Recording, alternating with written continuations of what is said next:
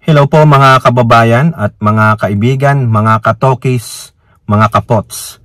Welcome po muli dito sa Simply Tokis Vlog. Tayo po ay magbibigay ng maiksing opinion, komento at reaksyon sa mga maiinit na usaping politika sa ating bansa.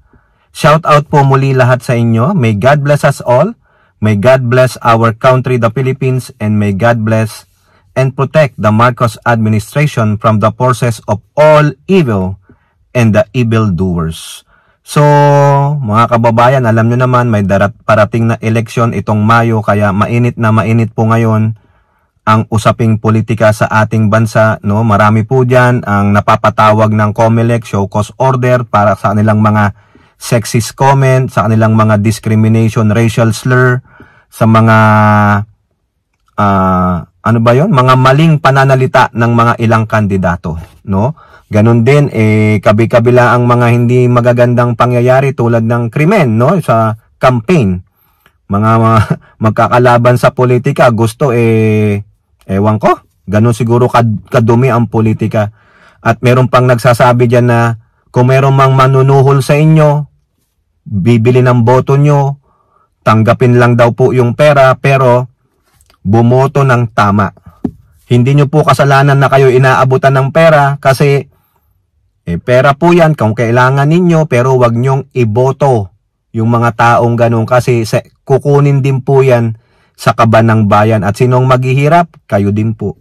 Yung 500 magiging 5 million ang nanakawin. Kada binigyan nila ng pera, biruin nyo yun, di ba? Sinong talo? Taong bayan. So, ang pag-uusapan natin, mga kababayan, ay ito pong mga power girls, mga women in power, no? May mga kapangyarihan po ito, no? Hindi naman sila yung presidente, pero nasa mga posisyon po ito sa gobyerno, no? Nandyan yung magkaibigang pusit, no? Alam niyo yung pusit, di ba? Yung pugitan, nagbubuga ng maitim na tinta. Kaya ngayon sinasabi nila, nasa kadiliman ang bansa. Ang kulay ng bansa ay itim. Bakit?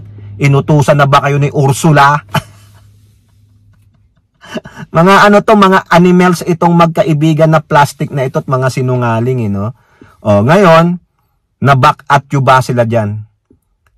Nilabanan sila, dinibang sila ng isa ring power girls. Yun ay walang iba kundi si PCO Yusek at Palace Press Officer Attorney Claire Castro. Mabuti na lang may isang katulad ni Attorney Claire Castro na nagdidibang ng kasinungalingan, mostly ng mga DDS. Sila lang naman Tapos, binabaliktad nila ang mga pangyayari. Mamaya dito, sasabihin ng mismong kapatid ng Pangulo na isang senadora, binabaliktad niya po, no? Sinisisi niya ang gobyerno ng kanyang kapatid. Anong klaseng kapatid ito, no? Biruin mo, baliktarin mo, gawan mo ng kwento. Okay? So, unahin natin mga kababayan, ito pong sinabi ng palasyo. Bakit ko nasabing na back at you, itong dalawang mga sinungaling na ito, na si Sara Putit Duterte at si Amy Manotoc. Kasi sinasabi nilang, itim ang kulay ng Pilipinas dulot ng krimen at kagutuman. Ha? Really? Wow! Wala naman silang maipakitang numero o danyos, mga percentage ng kagutuman at krimen. Sinabi nga ng ating otoridad na bumaba ang krimen ng first quarter. Tapos kayo, puro krimen, ang taas-taas ng krimen. Sinasakyan nyo lang yung mga kidnapping ng mga sariling mga inchik.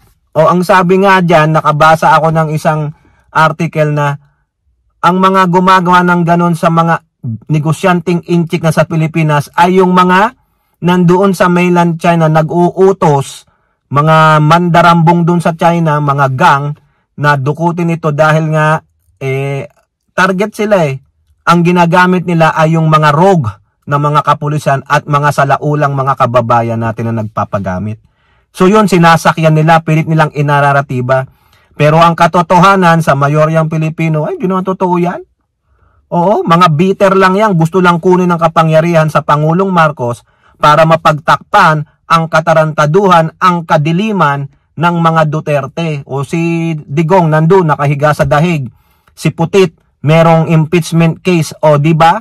O embattled ngayon sila sa Davao City. Kung ano-anong natatagpuan ng mga krimen sa Davao City, mga kababayan. Oh, di ba? Kaya ngayon galit na galit sila. Bring him home. O sige, i-bring home nyo muna si Harry Roque. Okay, ano po ang sabi ng mahusay na Palace Press Officer at PCO Yusek Claire Castro? Salamat po sa Global Daily Mirror at Impact Leadership. Gagamit na lang tayo ng mga quote cards. Ha? Ito po ang naunang sinabi ni Atty. Claire. Hindi po nais ng ating Pangulo ng mga ganitong klaseng mga negatibo na pangangampanya. O biruin nyo. Gagamitin nyo ang Pangulong Marcos para sa sarili mong pangangampanya, Aimee Manotoc, in the expense of your brother para lang makapasok ka sa top 12 o in your dreams. Kwento mo, sa lelang mo, paek-ek lang yan. O sabi nga nung common law wife ni Digong, gamitin natin yung kanyang very statement na itong magkaibigang plastic ay nag-eek-ekan lang. Oo. Nagpapakitang tao lang, pero itong mga to, they are birds of the same feather. Magkasing ugali po ito na parehong mga talipandas, mga spoilbrat. Kung inyong uurirain o uusisain ang buhay ni Aimee nung kabataan niya, ganito ang ugali kay Putit. Masamang tao. Oh, di ba? Mapaghigante, vindictive. Si Aimee Manotoc, tignan ninyo ang history niyang babae na yan. Oo, nadadala lang siya nung last name niya sa tatay niya, pero sa totoo lang, walang hibla ng Marcos attitude dyan. Ang hibla niyan ay Duterte attitude, walang empathy, walang apathy. Oo, ginagamit ang Pangulong Marcos para sa sariling interes, pero walang mapakitang mga ebidensya, kundi talsik laway at masamang bibig, mababaho ang bibig ng mga yan. Oo. Lalong-lalo na kung ito ay fake news. Correct. Fake news. Ang orchestrator ng video, ng itim na video na yan, sabi ni Aimee Manotoc, ay si Sara Putit Duterte. O tignan nyo kung gaano kasama ang babaeng ito. Mas masama pa ang ugali niya sa stepsister ni Cinderella. Oo. Mas masama pa ang ugali niya sa stepmother ni Cinderella. O, di ba? Tama, mali. Sinabi na ng ating Pangulo na labanan natin ang fake news. Mas hindi maganda kung ito ay gagawing naratibo sa isang pangangampanya. Correct! I agree. O ngayon, itong dalawang plastic na magkaibigan ito, na itong dalawang birds of the same feather together. Ha? Sige nga, kontrahin nyo nga si Atty. Claire Castro. Tignan, abogado si Putit, paano mo lalabanan ito? Sige nga, debate nga kayo. Kontrahin nyo nga siya, mga kababayan. Kaya ba niya? Wala Natulungan lang itong si Putit ng kanyang last name. Kapit-kapit lang. O, diba? O now, eto pa ang sinabi ng magaling na Yusek. Dagdag natin, mga kababayan. Kapag sinabi na itim ang kulay ng bansa, mas madidescribe siguro natin ang nakaraang administrasyon na sobrang itim at ngayong ay papaliwanag na sa panahon ng kasalukuyang administrasyon. O tingnan ninyo, na-back at you sila. Oo, sabi ni Atty. Claire, kayong dalawang animal kayo, manalamin kayo. Hindi nyo alam ang pinagsasabi ninyo. Yung pala, nag-backfire sa inyo, nag-boomerang sa mga sarili nyong mga pagmumuka. Back at you, bitch! O, diba? Ang totoong itim, ang kulay ng Pilipinas noon ay yung panahon ni Duterte. Bakit? Puro kasinungalingan, puro pagnanakaw, puro anomalya, no? Sinungaling si Duterte. O alam nyo na kung ano yon. Gusto nyo malaman, balik-balikan natin. Mag-jet ski siya sa West Philippine Sea. Itatayuan niya ang bandila ng Pilipinas, isa sa mga airport sa China. Anong sabi sa atin? Naniwala kayong mga gunggong ng mga Pilipino sa sinabi ko. Kampanya lang yun. Diba? O ano pa, tatapusin ko ang drug ng 6 months. Ano nangyari? bago matapos ang term niya. Hindi pala, malala pala. O di ba kasinungalingan, pangangampanya lang yun. Hindi niya napagtanggol ang soberenya ng West Philippine Sea sa China, kundi hinimod niya ang brown starfish ni Xi Jinping. At the worst, libo-libong mga Pilipino ang pinatumba niya, inamin niya, nagnakaw siya. Yun ang kag-itiman. Ano ang sabi ni Yusek? Panahon, ngayon po ay magliliwanag na. Unti-unti na. Papunta na po sa paputi. Konting kulay na lang, maputi na. Hindi pa perfectly white, pero doon po patungo ang kasalukuyang administrasyon. Correct. Kasi itong mga to, lalong-lalo na sa pangunguna ni Putit Duterte, walang ibibigay na maganda yan na balita. Ini-ignore nila yung mga ARBs, Agrarian Reform Beneficiaries, na libo-libong nakatanggap ng kanilang mga sariling lupang sinasaka at kanila na pinatawad ang kanilang mga utang sa pagsasaka. Binibigyan sila ng libreng kagamitan, punla, para makapagsimulang muli. Nagbibigay ng amnestia para sa mga insurgents. Gustong palaguin ang food security. Minomodernize ang kasundaluhan, ang Coast Guard. Nagbibigay ng kadiwa, job fair. Sabihin niyong ayuda. Sino bang hindi nag-aayuda? Lahat sila nag-aayuda, maski na si Putit. Yung sinabi niya ang ayuda ay isang form ng vote buying, siya din gumagawa nung ganun. Ano pa ang kasinungalingan ni Putit Duterte? Sabi niya hindi na siya mag-endorso kasi na-scam na siya, nabudol na siya. Anong ginawa niya? 'Di ba? Binobola lang kayo ni Putit. Sa mismong bibig ng mga magulang niya, sabi ng nanay niya, heartless siya.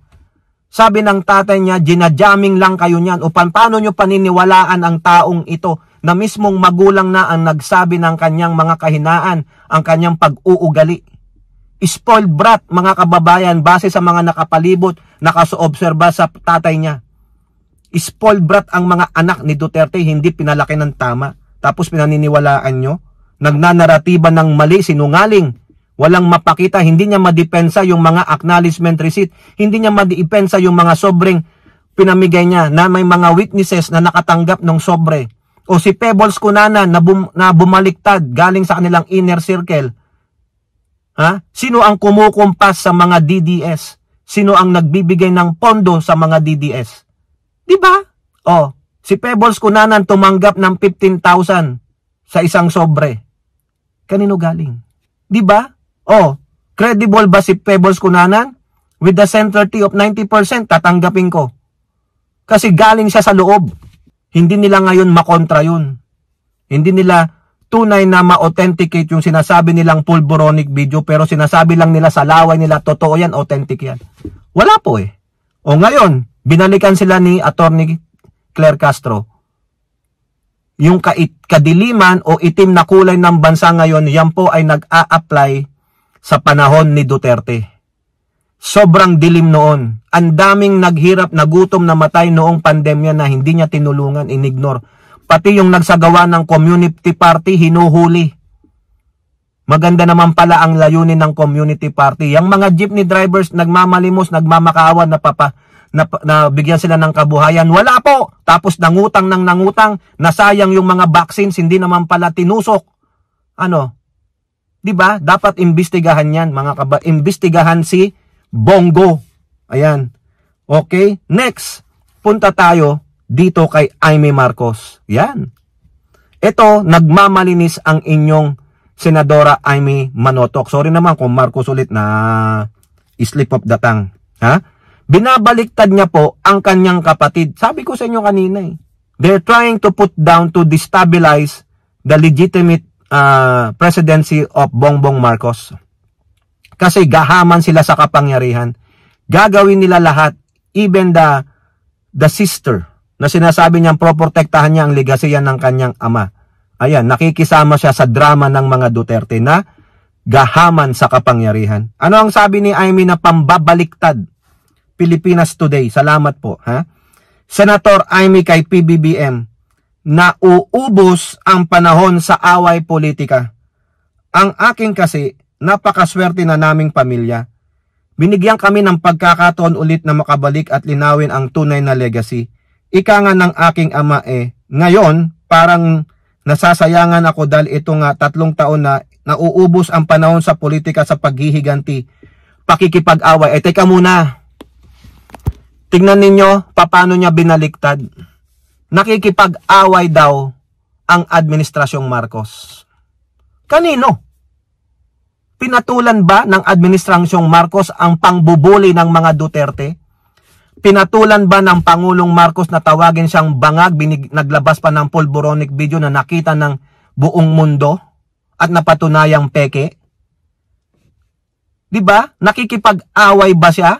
Anong ginagawa ng kapatid mo? Ini-ignore kayo. Ini-ignore ang mga pambubuli ng mga Duterte through their vloggers and influencer. Tapos ikaw pa ang may audacity na nakikipag-away. Sino bang mahilig makipag-away, mga kababayan? Sino? Di ba yung best friend niyang plastic at sinungaling, si Sara Putit Duterte? Di ba yun na lang inugali sa mga hearing at doon sa HOR? Di ba? Ano pa? Ha? Paghihiganti? Naghiganti ba ang Pangulo? Ibig sabihin, paghihiganti yung tinon over si Digong sa Interpol? Yun na yon? Yun na yon? Hoy! Hindi ako maniwala. Kung naghihiganti ang pamilya ni Pangulong Bongbong Marcos o si FL Lisa, matagal na. Matagal nang sinukbit si Digong dahil doon sa sinasabi niyang meron tayong bangag na presidente ngayon. Yung unang maisog pa lang, hinuli na lahat kayo. Pero wala sabi niya, bayaan mo lang. Ignore mo yan. Dahil sila, sanay na sanay ang Pangulong Marcos sa mga ganyang pagbabatikos. Binabato pa nga sila ng kamatis, ng itlog. Ewan ko lang kay Amy kung nasaan siya noon kasi may nakita po akong video na si mismong Madam Irene Marcos at yung asawa niya. Binabato po sila. Galing sila sa restaurant. Muang nag-date lang tapos pasakay ng kotse. Binabangan sila ng mga anti-Marcos. Pinagbabato sila, nire-ridicule sila. Naghiganti ba? Come on! Senatora Amy, you're better than that. Nako, hindi ko alam kung ano ang endgame mo, Senadora Tsaka mong gamitin ng iyong ama. Tama po ang ginagawa ng Pangulong Bongbong Marcos. Ikaw ang nambabaliktad. Hindi naghihiganti, nakikipag-away ang administrasyong ito. Sumusunod sila sa rule of law. Ang sabi ni JPE, the president is commanding or ruling, governing the country based on the law. Diba? O ikaw, Amy, sinisiraan mo sarili mong kapatid o baka laro-laro lang ito para makita mo ang tunay na galaw ng mga Duterte. Ayan po ang nasa isip ng ibang loyalista No? Patuloy pa rin pinoprotektahan ni Amy itong kanyang kapatid. Nilalaro niya lang ang mga Duterte para siyang double agent. Pero masakit pa rin tanggapin, mga kababayan. Biruin mo paghihiganti at pakikipag-away, nasasayang ang oras sa politika. Namumuliti ka ba ang kapatid mo? Nakita mo na bang nagmura? Nakita mo bang sumigaw na? In public? Wala po Patuloy lang ang trabaho tapos nakakagigil, mga kababayan. Ito pa. Sana ito pa Sa Pilipinas Today pa rin po.